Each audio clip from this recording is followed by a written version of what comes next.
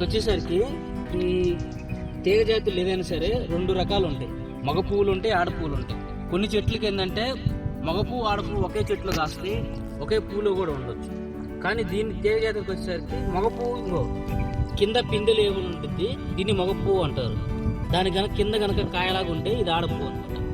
So ఈ మగ పువ్వులు ఉన్న ఈ పుక్కోడీలు ఏదైతే ఉన్నాయో అది ఆడ పువ్వులు వచ్చి ఫలదీకరణం జరగాలి.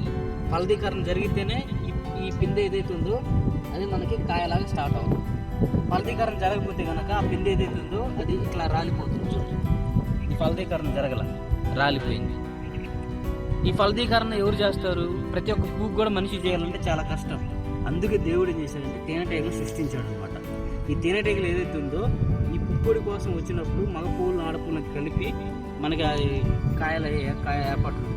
కానీ మనం ఏదైతే పంటలను ఎక్కువ లాభాలు ఆర్జించినా, పంట మంచి దిగుబడి రావాలన్నా ముందు మనం రైతుకి మేలు చేసే మిత్ర పురుగులను కూడా మనం కాపాడుకోవాలి. అంతేనా? మిత్ర పురుగులు ముఖ్యంగా ఈ తీగ జాతిలో వచ్చేసరికి తేనెటీగలు. వీలైతే అక్కడక్కడ మనం బాక్సులు కూడా తేనెటీగల బాక్సులు ఏర్పాటు చేసుకోవాలి.